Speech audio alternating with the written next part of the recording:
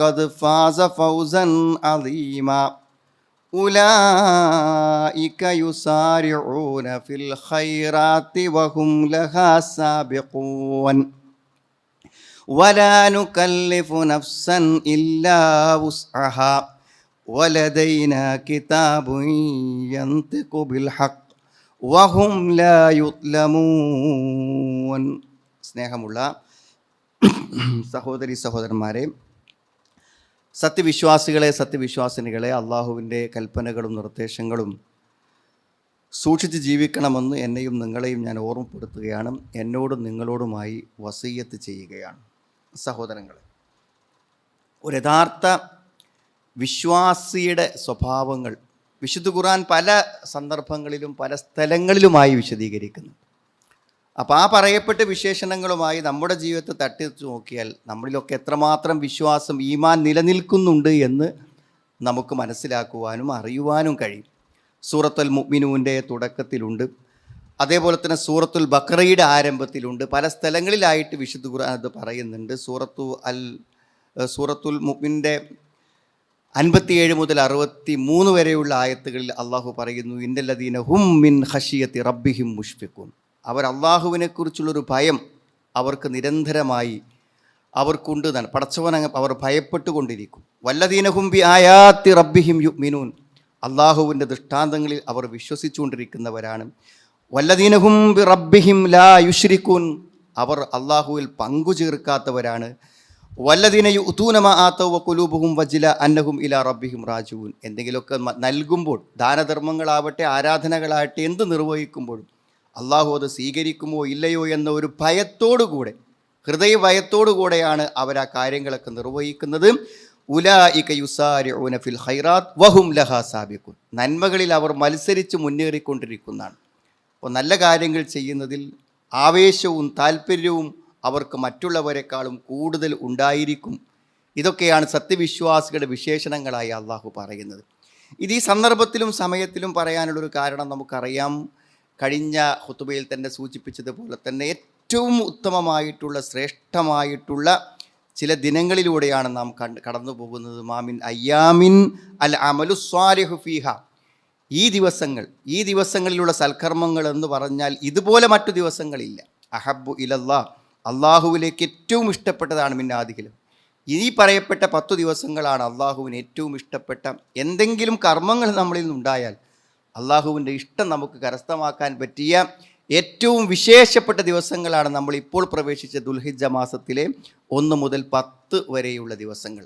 ഏറ്റവും ശ്രേഷ്ഠമായ ഈ ദിനങ്ങൾ ഒരു അവസരമാണ് സഹോദരങ്ങൾ, ജീവിതത്തിൽ ഒരു അവസരമാണ്. ഇപ്പോൾ നമുക്കറിയാം, നമ്മുടെ ധാരാളം സഹോദരന്മാർ ഹജ്ജിലാണ്.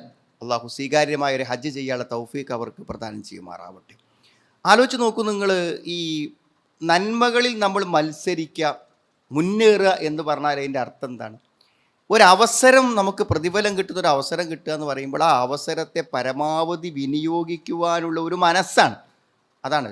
നമുക്ക് നിസ്കരിക്കാം, ഒറ്റയ്ക്ക് നിസ്കരിക്കാമല്ലോ, ജമാഅത്തായി നിസ്കരിക്കുക എന്നുള്ളത് നമ്മുടെ ഒരു നമസ്കാരത്തിൻ്റെ എത്രയോ വലിയ പ്രതിഫലം, ഇത്രയൊക്കെ മതി എന്ന് വിചാരിക്കുന്ന അപ്പുറം പരമാവധി പ്രതിഫലം കിട്ടാനുള്ള വഴികൾ അന്വേഷിക്കാം എന്ന് വിചാരിക്കുന്നത് ഒരു നല്ല കാര്യമല്ലേ. അപ്പോൾ ഈ ശ്രേഷ്ഠമായ ദിനങ്ങളിൽ ഏറ്റവും പ്രധാനപ്പെട്ട ഒന്നാണ് ഹജ്ജ്. സാമ്പത്തിക സൗകര്യങ്ങളൊക്കെ ഉണ്ടായിട്ടും ആ ഹജ്ജ് നിർവഹിക്കാത്ത ഒരാൾക്ക് നഷ്ടപ്പെടുന്ന ആ അവസരം എത്ര വലുതാണ് എന്ന് നമ്മൾ ആലോചിക്കണം. എപ്പോഴും ആൾക്കാർ പറയും സമയമായിട്ടില്ലല്ലോ, പ്രായമായിട്ടില്ലല്ലോ, കുറച്ചുകൂടി കഴിഞ്ഞാൽ നമുക്ക് പോകാമെന്നാണ്. ഒരു സഹോദരി പറഞ്ഞു, തൻ്റെ ഒരു ഉംറയ്ക്ക് പോകാൻ വേണ്ടി എൻ്റെ അടുത്ത് സ്വന്തമായിട്ട് പണമുണ്ട്. പക്ഷേ ഭർത്താവിനോട് പറയുമ്പോൾ ഭർത്താവ് പറയും, എന്താ അറിയോ, സമയമായിട്ടില്ല, എന്തിനപ്പം തന്നെ പോണത്, നമുക്ക് കുറച്ചും കൂടെയൊക്കെ വയസ്സായി, സമയമാകുമ്പോൾ പോകാലോ എന്നാണ് പറയുന്നത്. എവിടെയാണ് സുഹൃത്തുക്കളെ നമ്മൾ അടുത്തൊരു സമയത്തുണ്ടാകും എന്ന് നമുക്ക് എന്ത് ഉറപ്പുള്ളത്? അഥവാ നമ്മൾ കയ്യിൽ പണം ഉണ്ടായിട്ട് ഹജ്ജ് ചെയ്യാൻ കഴിയാതെ മരണപ്പെട്ടു പോയി എന്ന് വിചാരിക്കും നിങ്ങൾ, അതിൻ്റെ നഷ്ടത്രയെന്ന് പറയുന്നത് വൽ ഹജ്ജുൽ മബ്റൂർ ലൈസ ലഹു ജസാഉൻ ഇല്ലൽ ജന്ന. അള്ളാഹു പറഞ്ഞതുപോലൊരു ഹജ്ജ്, മബ്റൂറായ ഒരു ഹജ്ജ് നിർവഹിച്ചാൽ സ്വർഗമല്ലാതെ മറ്റൊരു പ്രതിഫലമില്ലാന്ന്. നമ്മളിപ്പോൾ ദുനിയാവിൽ എത്ര സമ്പത്ത് കൂട്ടി പോയിട്ട് എന്താണ് സഹോദരൻ? നമ്മൾ നല്ല പണ്ടൊക്കെ എന്ന് പറഞ്ഞാൽ നല്ലൊരു പ്രായമൊക്കെ ആകുമ്പോൾ ആൾക്ക് സാമ്പത്തിക വരുമാനം ഉണ്ട്. എന്നൊക്കെ 14-15 വയസ്സാകുമ്പോൾ കുട്ടികളെ കയ്യിൽ പണം വരാൻ തുടങ്ങും. ലക്ഷങ്ങളും കോടികളൊക്കെ ചെറുപ്പക്കാരായ ആൾക്കാർ കൈകാര്യം ചെയ്യുന്നുണ്ട്. ആദ്യം നമ്മൾ മുൻഗണന നൽകേണ്ടത് മരിച്ചു പോകാലോ ഏത് സന്ദർഭത്തിലും. പ്രായം കൊണ്ട് മാത്രമല്ല ആൾക്കാർ മരിക്കുന്നത്. അപ്പോൾ സ്വർഗം കിട്ടും എന്ന് അള്ളാഹു പറഞ്ഞ ഒരു കർമ്മമാണ് ഹജ്ജ്. അത് നിർവഹിക്കേണ്ട പുണ്യ ദിവസങ്ങളാണിത്. ഇപ്രാവശ്യം പറ്റിയില്ലെങ്കിൽ അടുത്തൊരു തവണയെങ്കിലും ഒന്നാണ്. നോക്കൂ നിങ്ങൾ, മറ്റൊരു ഹജ്ജിൻ്റെ ഒരു മഹത്വം. ഹജ്ജ് മിസ്സാകണ ആൾക്ക്, അല്ലെങ്കിൽ ഹജ്ജ് ചെയ്യാൻ പറ്റാതെ സാമ്പത്തിക ശേഷി ഉണ്ടായിട്ടും മരിച്ചു പോണ ഒരാൾ അവസ്ഥ പറയാനാണ് പറയണത്. അതായത് നരകത്തിൽ നിന്ന് മോചനം. യഅ്തിഖുല്ലാഹു ഫീഹി ഇബാദഹു മിനന്നാർ എന്നാണ്. അള്ളാഹു അറഫയിൽ നിൽക്കുന്ന ആൾക്കാരെ കൂട്ടത്തിൽ നിന്ന് നരകത്തിൽ നിന്ന് അള്ളാഹു മോചിപ്പിക്കും. നരകത്തിൽ പോകാൻ പറ്റുന്ന ആളുകളെ എന്തു ചെയ്യും? ആ അറഫൻ്റെ ദിനം അള്ളാഹു എന്തു ചെയ്യും? മോചിപ്പിക്കുന്നതാണ്. അപ്പം എത്രയോ ലക്ഷക്കണക്കിന് ആളുകൾക്ക് നരകമോചനം ലഭിച്ച ഭൂമിയാണ് അറഫയുടെ മണ്ണ് എന്ന് പറഞ്ഞാൽ. അവിടെ എത്തുക എന്ന് പറഞ്ഞാൽ അത് ജീവിതത്തിലെ ഏറ്റവും വലിയ അഭിലാഷമാണ്. ആ ഒരു അവസരം, അതാ പറഞ്ഞ ഒരു അവസരം, വഹും ലഹാ സാബിക്കുന്നല്ലേ. അത് നേരം വൈകിക്കല്ല, എത്ര നേരത്തെ ചെയ്യാൻ പറ്റും എന്ന് ചിന്തിക്കുക എന്നുള്ളത് വിശ്വാസിൻ്റെ ഒരു വിശേഷണമായിട്ട് പറയുന്ന ഒരു കാര്യമാണ്. മാത്രമല്ല, അവിടെ ഒരാൾ താമസിക്കുമ്പോൾ പ്രത്യേകിച്ച് ചിലപ്പോൾ 40 ദിവസം വരെയൊക്കെ നിൽക്കുന്ന ആൾക്കാരുണ്ട്. ചിലപ്പോൾ ഒരു മാസമായിരിക്കും. ഈ ഒരു മാസമൊക്കെ നമ്മൾ ഹറമൊന്ന് നിസ്കരിക്കുക, തൊവാഫ് ചെയ്യാം, അതേപോലെ തന്നെ അദ്കാറുകൾ, ആ പരിശുദ്ധ ഭൂമിയിൽ കഴിച്ചു കൂട്ടുന്ന മദീനയിലെ സന്ദർശനം, എന്തെല്ലാം പുണ്യങ്ങളാണ്. ഒരു ഹജ്ജിൻ്റെ പുണ്യം മാത്രമല്ല, ഹജ്ജിന് വേണ്ടി താമസിക്കുമ്പോഴുണ്ടാകുന്ന ആ ദിനരാത്രങ്ങളിൽ ലഭിക്കുന്ന പുണ്യങ്ങളോ, അതും അഗണ്യമായ കണക്കില്ലാത്ത പുണ്യങ്ങളാണ് അവിടെ കിട്ടാൻ പോകുന്നത്. ധാരാളം കാര്യങ്ങൾ. മാത്രമല്ല, ഹജ്ജിന് പോയി വന്ന ഒരാളും ഹജ്ജിന് പോകാത്ത ഒരാളും തമ്മിൽ മാനസികമായ വിശ്വാസത്തിൽ കുറേ വ്യത്യാസങ്ങളുണ്ട്. കാരണം അതൊരു ബോധ്യമാണ്. അതായത് നിങ്ങൾ ആലോചിക്കും, നിങ്ങൾ തവാഫ് നിന്നിട്ടില്ലല്ലോ. ഏതെങ്കിലുമൊക്കെ സന്നിഗ്ധ ഘട്ടങ്ങളിൽ വല്ല കലാപങ്ങളോ പ്രശ്നങ്ങളൊക്കെ ഉണ്ടാകുമ്പോഴല്ലാതെ എന്ത് ചെയ്ത തവാഫ് നിൽക്കുന്നില്ല. അപ്പോൾ ഈ സ്വർഗവും നരകമൊക്കെ വിശ്വസിച്ച് ജനകോടികൾ തലമുറകളായിട്ട് എന്ത് ചെയ്യാണ് അവിടെ ഇങ്ങനെ തവാഫ് ചെയ്തുകൊണ്ടിരിക്കണം. അതിലുപരി എന്താണെന്ന് വിചാരിച്ചാൽ ഈ എല്ലാ ആളുകളും ഒന്നിച്ചു വരുന്ന സ്ഥലം എന്ന് പറഞ്ഞാൽ അറഫയാണ്. ബാക്കി കർമ്മങ്ങൾക്കൊക്കെ പല സമയത്ത്, പിന്നെ അറഫയിലേക്ക് പോവുകയാണെങ്കിൽ പല സമയത്ത് ആൾക്കാർ പോവും. അതേപോലെ തന്നെ മിനയിൽ പല സമയത്ത് വരും, ഒക്കെ ഉണ്ടാവും. ചില ആൾക്കാർ നേരത്തെ ഹജ്ജ് കഴിഞ്ഞ് പോരും. എന്നാൽ അറഫയിൽ എല്ലാവരും എന്ത് ചെയ്യും? ഏകദേശം ഒരേ സമയത്താണ് നിൽക്കുക. അപ്പോൾ ആ ജനലക്ഷങ്ങൾ ഒന്നിച്ച് നിൽക്കുമ്പോൾ ഒരു ബോധ്യമുണ്ടല്ലോ സുഹൃത്തുക്കൾ. ഒന്നെല്ലാവരും ആകാശത്ത് കൈ ഉയർത്തുമ്പോൾ പടച്ചോണ്ട് എന്നുള്ളൊരു ബോധ്യം നമുക്ക് ഉണ്ടാവണില്ലേ? ഒരു മഹ്ശറ നമ്മുടെ മനസ്സിലേക്ക് വരുന്നില്ലേ? ഒരേ വേഷത്തിൽ ജനലക്ഷങ്ങൾ നിൽക്കുന്ന ആ കാഴ്ച കാണുമ്പോൾ എന്തൊരു മനസ്സാണത്. കണ്ണീരോടുകൂടെ ആളുകൾ അള്ളാഹ് ഒന്നാം ആകാശത്തേക്ക് വന്ന് ആളുകളുടെ പ്രാർത്ഥന കേൾക്കുന്ന ആ ഒരു സന്ദർഭത്തിന് സാക്ഷ്യം വഹിക്കുക എന്ന് പറഞ്ഞാൽ അത് എത്ര വലിയൊരു ബോധ്യമാണ് മനുഷ്യനുണ്ടാക്കുന്നതെന്ന് ആലോചിച്ച് നോക്കും നിങ്ങൾ. അപ്പോൾ ഇത്തരത്തിലുള്ള എത്രയോ നൂറ്റാണ്ടുകളായി ഒരുപക്ഷെ പ്രപഞ്ചത്തിൻ്റെ മനുഷ്യൻ്റെ ആരംഭം മുതൽ ആദം നബി അലൈഹി ഇസ്ലാം നിർമ്മിച്ചു വന്ന ഈ കഅബാലയത്തിൻ്റെ ആ ചരിത്രപരമായ ആ പള്ളി അള്ളാഹുവിൻ്റെ വിശുദ്ധ ഗേഹത്തിൻ്റെ മുന്നിൽ മുറ്റത്ത് നിൽക്കുമ്പോൾ, അതിൻ്റെ മതാഫിൽ നിൽക്കുമ്പോഴുള്ള ഒരു മാനസികാവസ്ഥ, ഇതൊക്കെ പോയവർക്കല്ലേ കിട്ടുള്ളൂ, പോകാത്തവർക്കൊക്കെ കിട്ടും.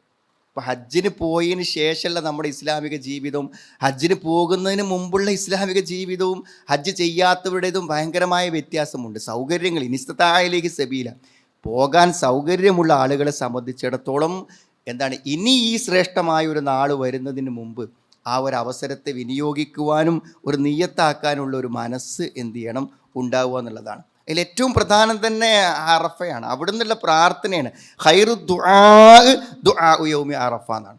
പ്രാർത്ഥനകളിൽ ഏറ്റവും ശ്രേഷ്ഠമായ പ്രാർത്ഥന അറഫ ദിനത്തിൻ്റെ പ്രാർത്ഥനയാണെന്ന് നബി സ്വല്ലല്ലാഹു അലൈഹി വസല്ലം പറഞ്ഞിട്ടുണ്ട് എന്നാണ്. അതേപോലെ തന്നെ ഏറ്റവും പ്രധാനമായ ഈ ദിനങ്ങളിൽ നിർവഹിക്കുന്നൊരു കാര്യമാണ് നമ്മുടെ നോമ്പ്.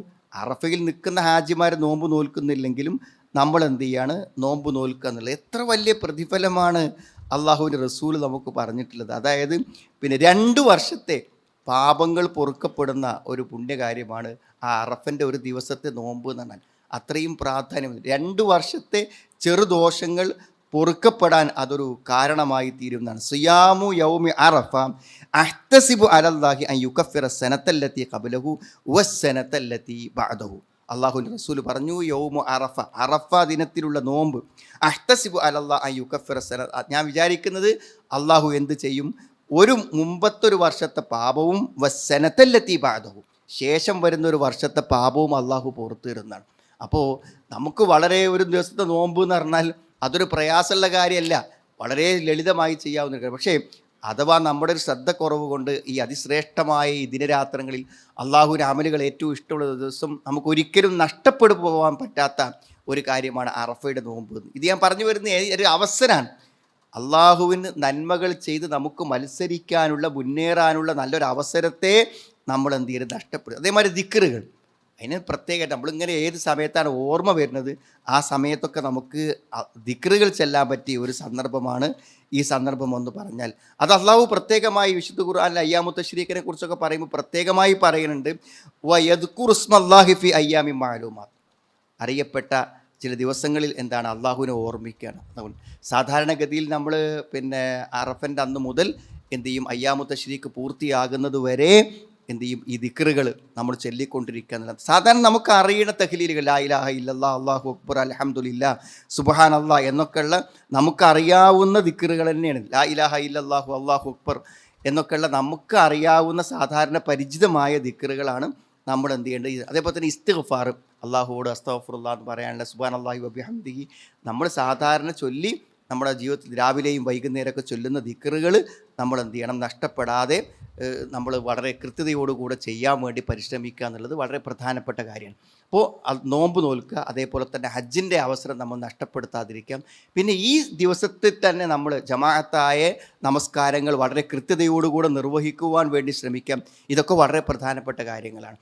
പിന്നെ ബലിപെരുന്നാളാണ്. ബലിപെരുന്നാളിൻ്റെ ദുൽഹജ്ജ് 10 എന്നതും യഥാർത്ഥത്തിൽ എന്താണ്, ഈ 10 ദിനങ്ങളിൽ ഉൾപ്പെട്ടൊരു ദിവസമാണ് ദുൽഹജ്ജ് 10.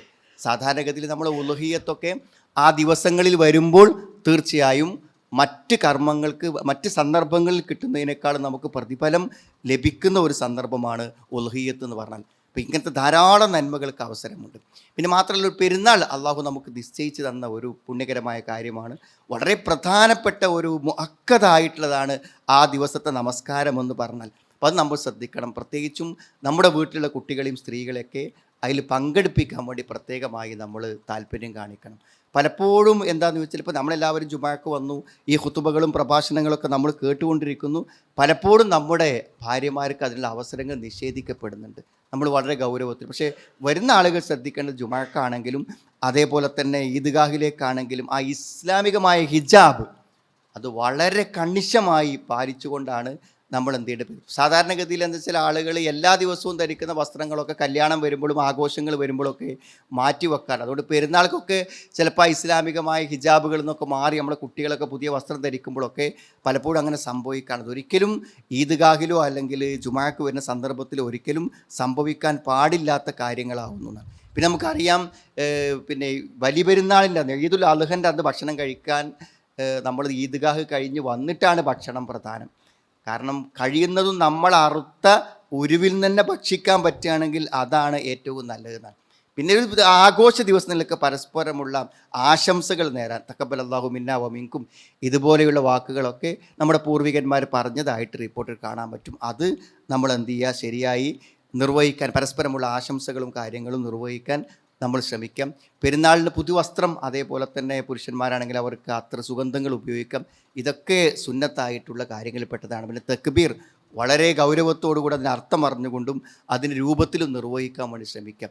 ഏതായിരുന്നാലും ശ്രേഷ്ഠമായ ഈ ദിനങ്ങൾ നമ്മളിൽ ഈമാനുണ്ടോ, നമ്മൾ എത്രമാത്രം വിശ്വാസത്തിൽ അടിയുറച്ച് നിൽക്കുന്നു എന്ന നമ്മുടെ മനസ്സിലെ ആ വിശ്വാസത്തെ പ്രകടിപ്പിക്കാനും നന്മകൾക്ക് അവസരം കിട്ടുന്ന ഈ സന്ദർഭത്തിൽ മറ്റൊരു കാലത്തും ഇല്ലാത്തൊരു ആവേശവും ഒരു താല്പര്യവും ഈ 10 ദിനങ്ങളിൽ കാണിക്കാനും നമ്മൾ താല്പര്യം കാണിക്കുമ്പോഴാണ് നമ്മുടെ ഹൃദയത്തിൽ ആ ഈമാൻ ഉണ്ട് എന്നതിൻ്റെ യഥാർത്ഥ ലക്ഷണം പ്രകടമാകുന്നത്.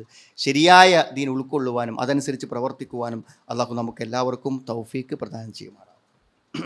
അൽഹംദുലില്ലാഹ് ഹംദൻ കസീറൻ തുയ്യിബൻ മുബാറകൻ ഫീ വസല്ലല്ലാഹു അലാ മുഹമ്മദിൻ വഅലാ ആലിഹി വഅസ്ഹാബിഹി അജ്മഈൻ അമ്മാ ബഅദ്. ഒരിക്കൽ കൂടെ അള്ളാഹുവിനെ സൂക്ഷിച്ച് ജീവിക്കണമെന്ന് എന്നെയും നിങ്ങളെയും ഞാൻ ഓർമ്മപ്പെടുത്തുകയാണ്. സഹോദരങ്ങളെ, വിശുദ്ധ ഖുർആനിൽ പല സ്ഥലങ്ങളിൽ നമ്മൾ കാണുന്നൊരു കാര്യമാണ് ഈ തദബ്ബുറുൽ ഖുർആൻ. അഫലാ യതദബ്ബറൂനൽ ഖുർആൻ, അള്ളാഹു ആവർത്തിച്ച് ചോദിക്കുന്ന കാര്യമാണ്. അതായത് വിശുദ്ധ ഖുർആൻ നമ്മൾ എന്ത് ചെയ്യുക, ചിന്തിച്ചും ആലോചിച്ചും കൊണ്ട് പഠിക്കാം. അത് അള്ളാഹു ആവർത്തിച്ച് വിശുദ്ധ ഖുർആനിൽ ഓർമ്മപ്പെടുത്തുന്ന ഒരു കാര്യമാണ്. പക്ഷെ നമ്മൾ അങ്ങനെ ആത്മാർത്ഥമായി വിശുദ്ധ ഖുർആനിൻ്റെ വാക്കുകളെ തൊട്ട് അത് ശരിയായ രൂപത്തിൽ അത് ഉൾക്കൊള്ളുന്ന രൂപത്തിലൊരു പഠനം നടത്തുന്നുണ്ടോ എന്ന് നമ്മൾ ആലോചിക്കണം. അത് സ്വന്തമായൊരു വായനയുടെ ആയിരുന്നാലും ഒരു ക്ലാസ് പോയിട്ടാണെങ്കിലും അതെന്താണ് അതിൻ്റെ ഗുണം എന്ന് വിശാലമായി സൂറത്തു നിസായിൽ ഇതേ വാക്കിനെ വിശദീകരിക്കുന്ന സമയത്ത് മുഫസ്സിരീങ്ങൾ പറയുന്നുണ്ട്. അതായത് വിശുദ്ധ ഖുർആനിൽ നമുക്ക് കിട്ടേണ്ട കുറേ വെളിച്ചമുണ്ട്. ഒന്നൊരു ബോധ്യമാണ്, ഇത് അള്ളാഹുവിൻ്റെ ഗ്രന്ഥമാണ് എന്ന് എപ്പോഴാണ് ബോധ്യപ്പെടുക? ഖുർആൻ കൂടുതൽ കൂടുതൽ പഠിക്കുമ്പോഴാണ് നമുക്ക് എന്ത് ചെയ്യുക, അത് ബോധ്യപ്പെടുക. വിശുദ്ധ ഖുർആൻ മനുഷ്യൻ അവതരിപ്പിച്ച് തന്നതിലൂടെ അള്ളാഹു എന്താണോ ലക്ഷ്യമാക്കുന്നത് ആ ലക്ഷ്യം നമ്മൾ സാക്ഷാത്കരിക്കപ്പെടണം എന്നുണ്ടെങ്കിൽ നമ്മളത് പഠിക്കണം. അള്ളാഹുവിനെക്കുറിച്ച് അറിയാനും അള്ളാഹുവിൻ്റെ മഹത്വങ്ങളെയും വിശേഷണങ്ങളെയും അള്ളാഹുവിൻ്റെ സൃഷ്ടിപ്പിൻ്റെ മഹത്വങ്ങളെക്കുറിച്ച് അറിയണമെങ്കിൽ നമ്മൾ ഖുർആൻ പഠിക്കണം. പരലോകത്തെക്കുറിച്ച്, സ്വർഗത്തെക്കുറിച്ച്, നരകത്തെക്കുറിച്ചൊക്കെ അള്ളാഹ് അറിയിച്ചു തന്ന മാത്രം അറിയുന്ന കാര്യങ്ങളാണ്. അത് നമുക്ക് വിശുദ്ധ ഖുർആൻ എന്നാണ് നമുക്ക് ലഭിക്കുന്നത്. അതുകൊണ്ട് നമ്മളെല്ലാവരും ഏതെങ്കിലും ഒരു സന്ദർഭവും സമയം ഉപയോഗിച്ചിട്ട് വിശുദ്ധ ഖുർആൻ ശരിയായ ഒരു പഠനത്തിന് നമ്മൾ വിധേയമാക്കണം. അത് നമ്മുടെ വിശ്വാസത്തെയും ഈമാനിനെയും വർദ്ധിപ്പിക്കാൻ ഉപകരിക്കുന്ന കാര്യമാണ്. ധാരാളം ഖുർആൻ പരീക്ഷകളും ഖുർആൻ ബന്ധമായി വായിക്കുന്ന ആളുകൾക്ക് അതിനെ പ്രോത്സാഹനകരമായിട്ടുള്ള പല മത്സരങ്ങളും പരിപാടികളൊക്കെ നടക്കുന്നുണ്ട്. നമ്മളും ഒരു സന്ദർഭവും സമയമൊക്കെ ജീവിതത്തിൽ കണ്ട് അതിന് നമ്മൾ അവസരങ്ങളെ വിനിയോഗപ്പെടുത്തണം.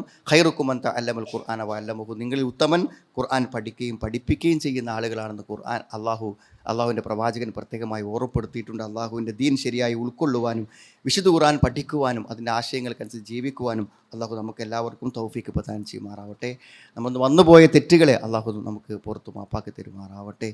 രോഗങ്ങളും ബുദ്ധിമുട്ടും അനുഭവിക്കുന്ന ആളുകൾക്ക് അള്ളാഹു രോഗശമനം പ്രദാനം ചെയ്യുമാറാവട്ടെ. അള്ളാഹു മൗഫുൽ മുഅ്മിനീന വൽ മുഅ്മിനാത്ത് റബ്ബന സ്രിഫ് അന്നാ അദാബ ജഹന്നം ഇന്ന അദാബഹാ കാന ഖറാമ ഇന്നഹാ സാഅത്ത് മുസ്തഖറൻ വ മുഖാമ റബ്ബന ഹബ് ലനാ മിൻ അസ്വാജിനാ വ ദുർരിയാതിനാ ഖുറത അഅ്യുൻ വജഅൽനാ ലിൽ മുത്തഖീന ഇമാമ റബ്ബന ആതിനാ ഫിദ് ദുനിയാ ഹസന വ ഫിൽ ആഖിറതി ഹസനതൻ വ ഖിനാ അദാബൻ നാർ വൽഹംദുലില്ലാഹി.